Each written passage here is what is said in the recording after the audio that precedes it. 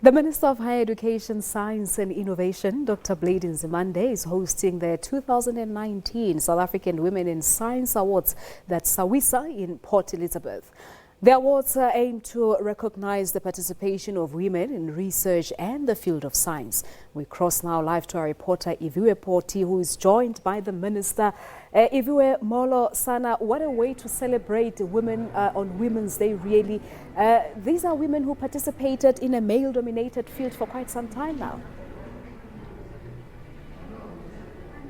Definitely, Palesa, this awarding ceremony is very important in terms of, putting the spotlight on women whom have then made inroads in a career or in a field that has said to be a male-driven one for several years. You'll remember that these awards have been held since 2003, and it's been an annual event to look at those women and celebrate them, also to enhance their studies, giving them bursaries, which we do know will be part of the program again today, to celebrate the women that are part of the research.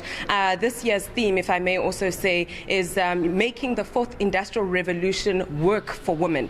So it's very, nice to know that women are involved in terms of the research that will go with the fourth industrial revolution, looking at also the issues that touch on women, which are very important, educating those women, and it's women that would be helping South Africa go forward with the fourth industrial revolution. But with me, I have the Minister, Dr. Nzimande, to tell us a bit more, Minister, in terms of today's topic, the theme that we have today, the role that women have to play when we look at the fourth industrial revolution as well. Thank you very much for inviting me to talk about this matter as we are about to start with our awards.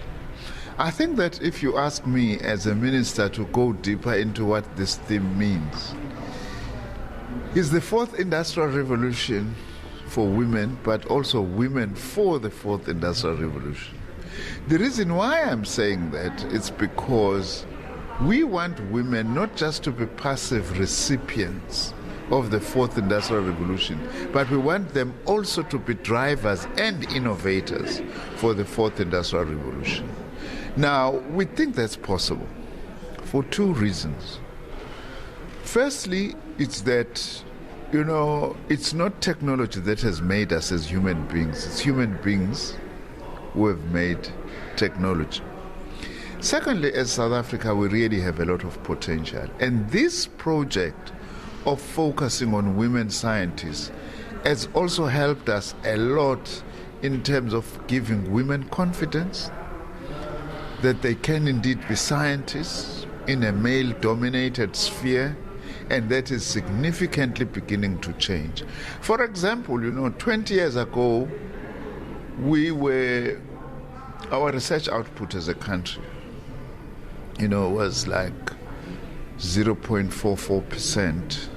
Now it has doubled to 0.88% in terms of the measures. Even our global ranking is relatively high. We are now number 63 in the world in terms of the Global Innovation Index. I'm sure that one of the things that has contributed to that has been the ability to draw more women.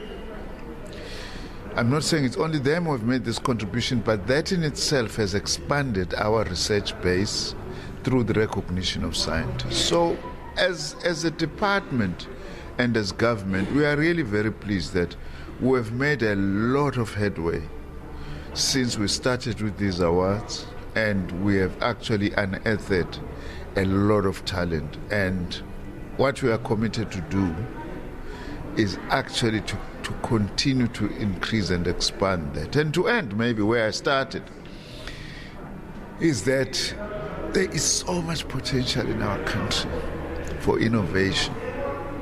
Minister, a lot of people, or even the viewers at home and the listeners at home, when you speak about the fourth industrial revolution, you speak about the advancement of technology, we speak about robotics, we speak about artificial intelligence. How important is it that we, as South Africans, try to remain relevant in something that may seem foreign at this time?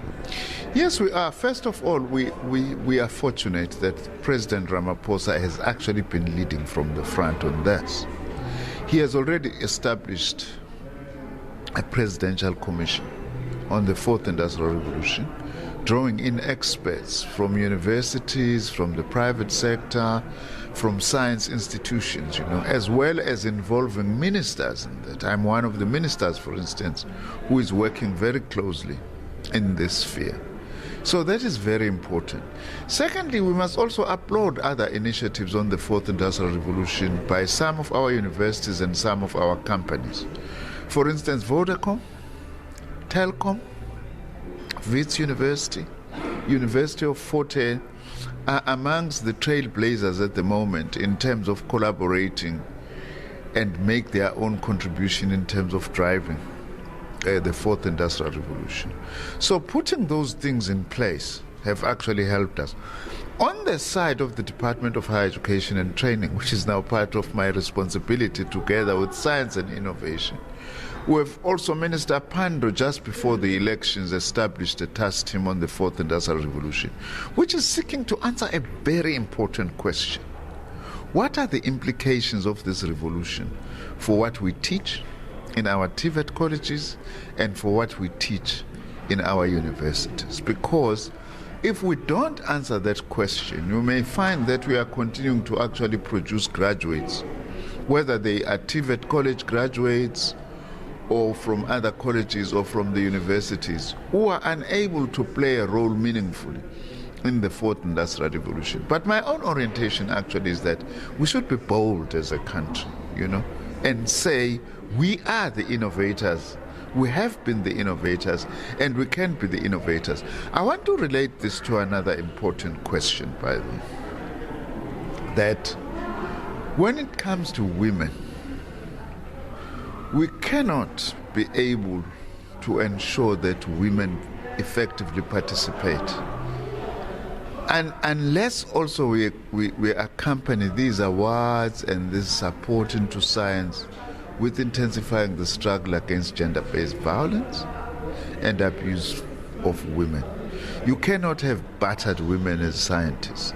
That's a fact. So it's very important that as we do this, we also use it even as a further platform to conscientize that we don't want battered women, we want women scientists. So it's something also that is very important, that we shouldn't actually separate those things. I'm very confident that we are on course, but I think that what the world as a whole and ourselves as South Africa also we need to bear in mind, having referred quickly to earlier revolutions, is that the first three revolutions, unfortunately, despite the potential they have had to improve the living conditions of the majority of the people of the world, have deepened inequalities.